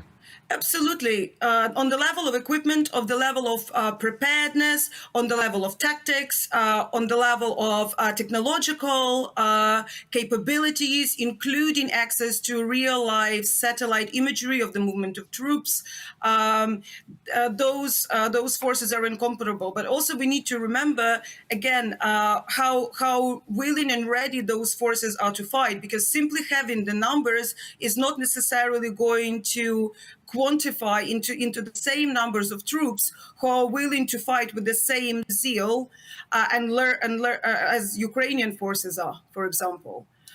So that is also that on the battlefield makes a very big difference. But then again, remains the question of whether there will be that offensive at all. I understand that Lukashenko's regime right now is also cornered, and he's very thin on the ground in terms of allies, and he would be willing to throw this kind of this sort of move as a way of also staying in power. And indeed, a lot of what Russia is doing in itself in this war has a lot to do with consolidating power within Russia, on the grab on which they are losing. So we can expect certain what may appear to be very irrational strategic moves and tactical moves. But again, I agree with you that the ability and the readiness and the quality of the equipment and the personnel that may potentially be participating in this hypothetical offensive are incomparable to what we have on the ground in Ukraine, especially now that the Western partners are indeed understanding that negotiating with Russia is not going to get us anywhere. And there are more air defense systems being supplied, there are more offensive weapons being supplied. And of course, again, the access to real life data on the movement of troop satellite imagery, thermal vision, night vision, communication devices, all of and of course the support of people on the ground, the local population, in terms of relaying information about movement of troops, and knowledge of the local terrain. All of those things are working towards to the advantage of the Ukrainian party and not Belarus or Russia. You mentioned terrain. That's a very important factor, because I remember that as the winter comes, as autumn falls and everything gets dirty, muddy and slippery, it can get very difficult for heavy machinery, for heavy armament to operate there in this territory. And sometimes we can even quote the Napoleonic Wars, when it was the dirt, the mud and the conditions, weather conditions, heavy winter in Russia that stopped French forces as well. However, I would like to ask not only about this, and your opinion about the weather, because it's going to be colder within each week there, but as well, I remember that in the first phase of the war, maybe not the very initial one, because it was around Easter and the war started on February 24th, on the north side, on the hypothetical route direction of invasion from Belarus, there were some Ukrainian armies, not only brigades. I guess it were armies, maybe two. I may be wrong, but I guess it was not only one of it. So a massive amount of forces left there to defend Kiev from the west. Is it like this still? I do not know the exact location of the Ukrainian troops, again, because I do not have the intelligence maps in front of me. There certainly are forces on the ground protecting that border. And again, the full picture of that is being kept top secret, and I'm not privy to that kind of information. But I cannot imagine that the Ukrainian Ministry for Defense and the armed forces would have left that border undefended, without defense, especially since Belarus is party to this conflict. Not only that, there are a lot of rockets being fired and drones being sent from the territory of Belarus. So we will be looking at the air defense systems. We will be looking at some terms of sort of defense lines being in the north of Ukraine. The actual picture of who is there, in what numbers, and how much equipment is there, only the ministry, only the military people will know. And the weather? And the weather is a bit touch and go. It will depend on how it changes, and not least due to climate change. We're seeing potentially quite unpredictable weather patterns. But there are but also we're looking at spells of dry weather combined with very heavy rain, and that does make it very difficult for heavy machinery to move ahead. But we do not know exactly what kind of combination of forces would be used should there be an offensive from the north. There may be a higher use of drones. We know that there are a lot of Iranian drones that are being used that can be used in combination with heavy machinery to weaken the defense lines of Ukrainian army. So depending on kind of what combination of artillery, arms, troops, and machinery, and indeed weather conditions we will be looking at, the picture will depend on that quite a bit. This is very important, of course. Drones and this drones warfare does not depend on weather. Very important in this type of terrain to operate. And the last question, how do you assess the position of Alexander Lukashenko himself? Is he that strong as he wants all of the world to receive him? I seriously doubt that. There is a support, of course, for him in Belarus, and there are some loyal people again in his security forces and in the military, and indeed in the state apparatus. But it is not a position that is very strong, not least because there is a fade in support even amongst civilian population that he over the years since of course the election crisis that's now a couple of years old.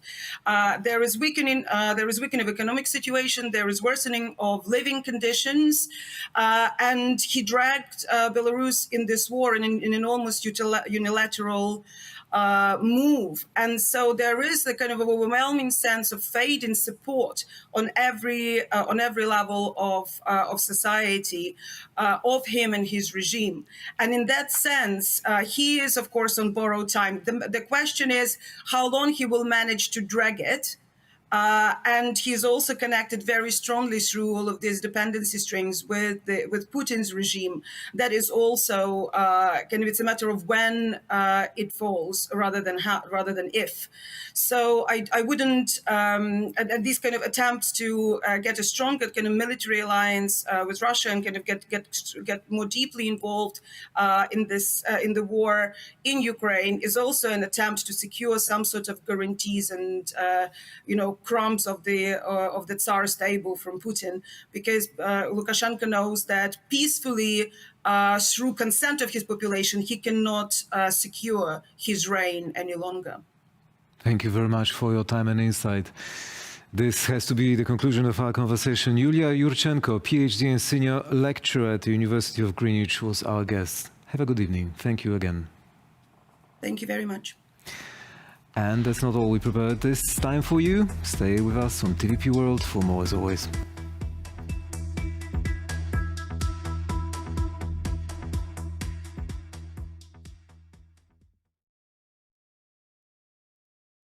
Über 8 Monate dauert der Krieg mittlerweile an und es passiert sehr viel. In Cherson sollen die russischen Streitkräfte Verteidigungslinien aufbauen. Auf der anderen Seite sollen die ukrainischen Streitkräfte 100 Soldaten getroffen haben. Wolfgang Richter, was würden Sie sagen, wo stehen wir gerade in diesem Krieg? Also in diesem Krieg haben wir beobachtet, dass die Russen in eine Schwächephase gekommen sind. Sie haben ihre Landstreitkräfte deutlich überdehnt. Sie haben bei den Landstreitkräften sehr große Niederlagen hinnehmen müssen.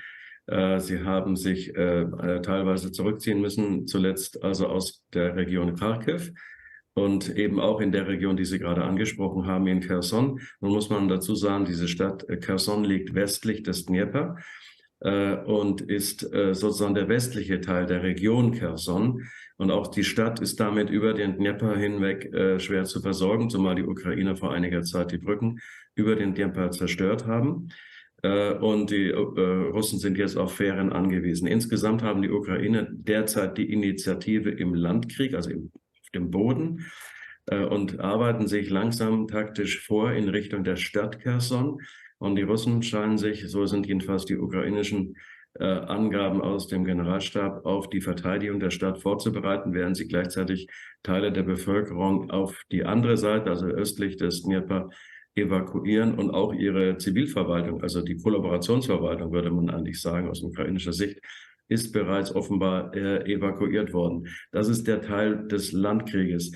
In der Luft sieht es anders aus. Da haben die Russen ihre Schwächephase, die sie zu Lande haben, versucht zu übertünchen oder zu kompensieren durch eine Intensivierung des Luftkriegs, insbesondere gegen die Infrastruktur, gegen die Energieinfrastruktur der Ukraine. Und diese Angriffe sind jetzt seit etwa 10 Tagen im Gange und sind auch landesweit und haben dazu geführt, dass etwa 40% der Energieversorgung mit Elektrizität mittlerweile zusammengebrochen ist. Es wird jetzt ein Wettlauf werden zwischen der ukrainischen Fähigkeit zu reparieren und dann Wiederholungsangriffen der Russen. Wir müssen natürlich davon ausgehen, dass Hightech-Waffen wie also Kaliber-Raketen oder Iskander-Raketen nicht unendlich zur Verfügung stehen, auch für die Russen nicht.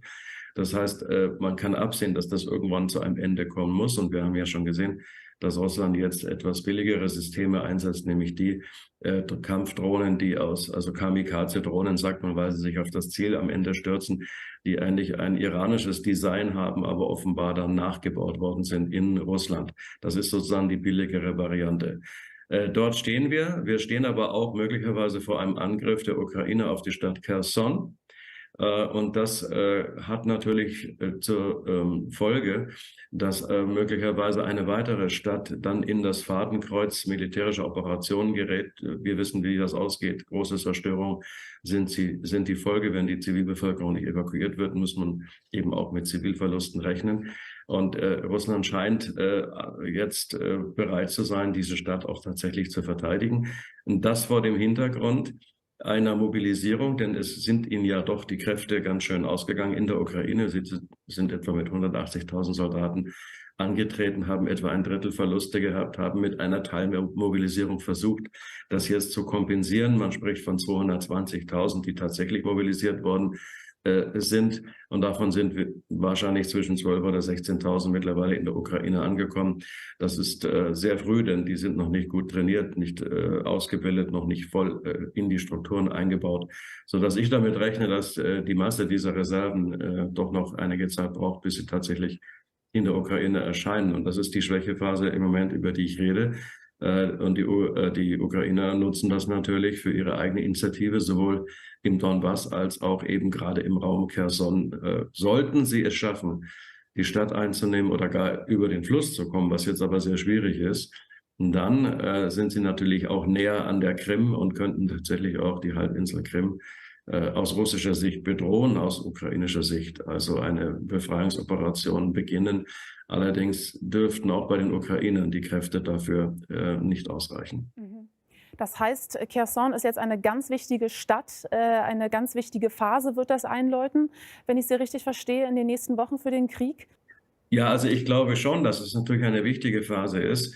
Denn das schafft ja eine gewisse Ausgangslage für die dann folgenden Operationen. Meine Befürchtung ist allerdings, dass der Krieg kein schnelles Ende nimmt und auch keine große strategische Wende erfahren dürfte, sondern dass nach all dem, was wir jetzt wissen, Ressourcengenerierung in Russland, aber auch Waffenlieferungen für die Ukraine aus dem Westen, ein ungebrochener Kampfwille der Ukrainer, das deutet alles darauf hin, dass der Krieg in eine Verlängerung geht, in eine weitere Phase, dass es sich zu einem Abnutzungskrieg entwickeln könnte und wahrscheinlich auch wird.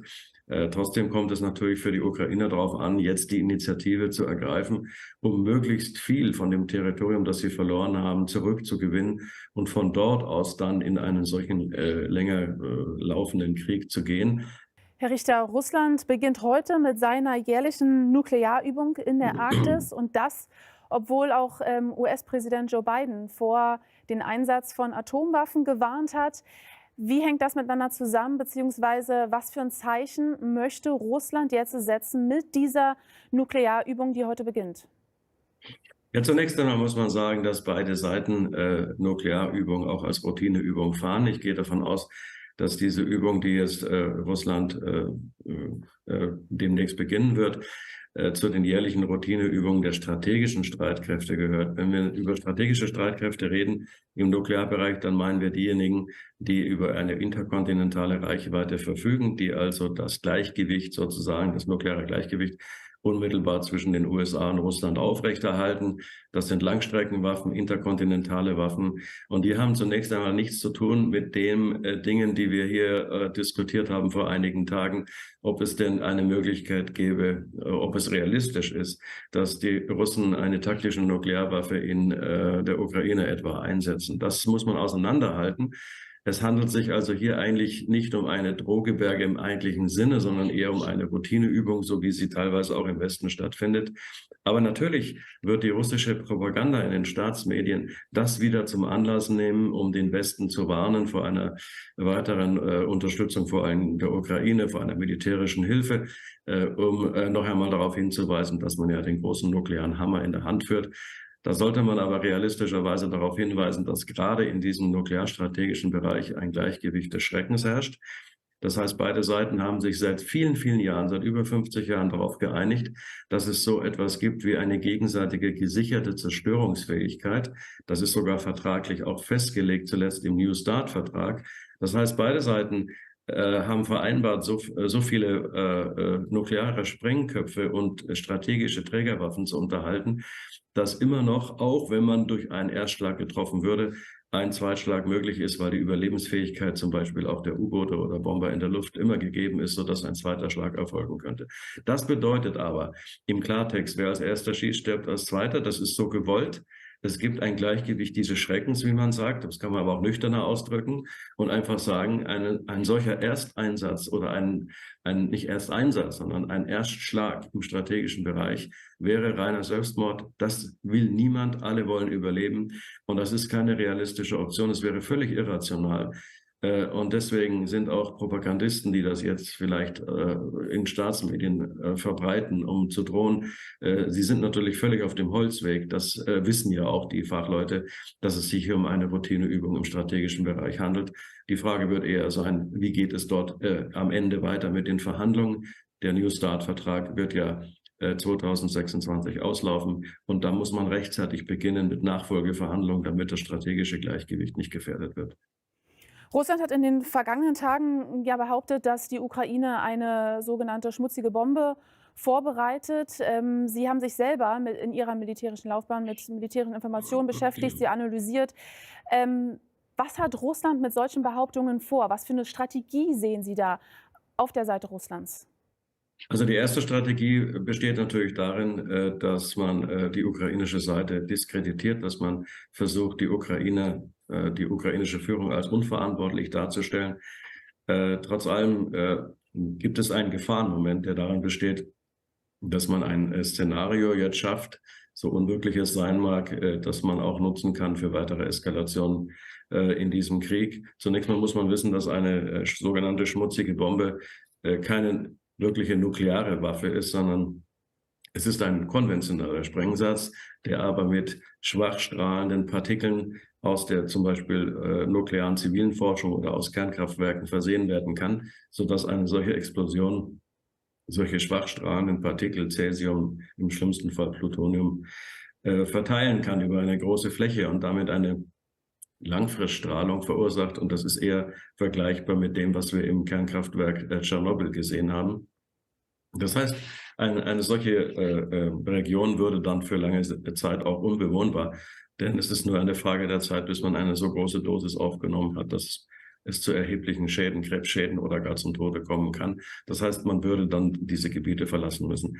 Das nur mal zur sachlichen Grundlage, um was es da eigentlich geht. Ich selber habe überhaupt keine Informationen und ich glaube auch nicht daran, dass die Ukraine so etwas vorbereitet. Es wäre übrigens aus Sicht beider Seiten völlig unverantwortlich und auch irrational, das zu tun. Denn es würde ja immer auch die eigenen Truppen betreffen, wenn man so etwas an der Front oder auch kurz hinter der Front einsetzt. Denn es ist ja nicht berechenbar, wie diese Niederschläge dann mit dem Wind beispielsweise weitergetragen werden. Das heißt, es würde die eigenen Truppen treffen, aber es würde auch die eigene Bevölkerung treffen. Und das macht ja aus ukrainischer Sicht überhaupt keinen Sinn, selbst Angriffe auf die Bevölkerung durchzuführen und Gebiete des eigenen Staates auf Dauer unbewohnbar zu machen. Insofern halte ich diese ganze Diskussion doch eher für eine politisch motivierte Diskussion. Herr Richter, von Indonesien gab es jetzt eine Friedensinitiative, die angekündigt wurde bei dem G20-Gipfel. Ich glaube, alle Menschen hoffen, dass dieses Gemetzel auf dem Schlachtfeld beendet wird und dass die Verhandlungen am Tisch stattfinden. Sehen Sie dort Anzeichen, dass so etwas stattfindet? Finden dort Gespräche statt? Also, dass es sogenannte Backchannels gibt, dass man unter der Decke irgendwo miteinander redet, ist eigentlich selbstverständlich. Das fand in allen Konflikten statt. Das muss jetzt nicht in der Öffentlichkeit ausgetragen werden. Wir wissen, dass es zum Beispiel zwischen den Generalstäben direkte Verbindungen gibt, einfach um bei Unfällen, bei ungeplanten Zwischenfällen eine Eskalation zu verhindern und sofort zu erläutern, dass es eben kein Angriff ist, sondern sich tatsächlich nur um einen Unfall handelt. Aber auch das ist wichtig, dass man das sofort deeskaliert, weil beide Seiten sind hoch alarmiert und neigen auch dazu, zu Worst-Case-Szenarien, also die Aktion der anderen Seite zu übertreiben und sich selbst sofort bedroht zu sehen. Deswegen sind diese Kanäle ungeheuer wichtig, um Schlimmeres zu vermeiden. Was Verhandlungen betrifft, so muss ich allerdings sagen, ist das Fenster der Gelegenheit, das es Ende März gab, mittlerweile zugegangen. Ende März hat man ja sich in Istanbul getroffen, die ukrainische und die russische Seite mit türkischer Vermittlung. Und man kam ja zu ganz wesentlichen Ergebnissen, wenn ich die Verhandlungsvorschläge von damals, die auch von Präsident Zelensky ja aufgenommen worden sind, noch einmal kurz rekapituliere. Es ging darum, dass die Ukraine auf den NATO-Beitritt verzichtet. Man wollte den Status der Halbinsel Krim zunächst einmal verschieben um 15 Jahre, um es dann noch einmal aufzumachen und zu diskutieren, was ja im Klartext heißt de facto Kontrolle durch Russland, nicht de jure, also nicht rechtliche Anerkennung. aber de facto damit ein Stillstand, also der Bedrohungen oder Eskalationsmöglichkeiten für die Krim und ähnlich für den Donbass eine unmittelbare Abstimmung zwischen den beiden Präsidenten, um einen Sonderstatus für den Donbass zu verhandeln. Das klang etwa so nach Minsk III. Zugleich wollte die Ukraine internationale Garantien, damit dieser Status dann auch nicht weiter gefährdet wird und weitere kleinere Punkte, die immer klar sind für solche Verhandlungen, humanitärer Art, Gefangenenaustausch und so weiter. Das war eigentlich ein recht vernünftiger Vorschlag.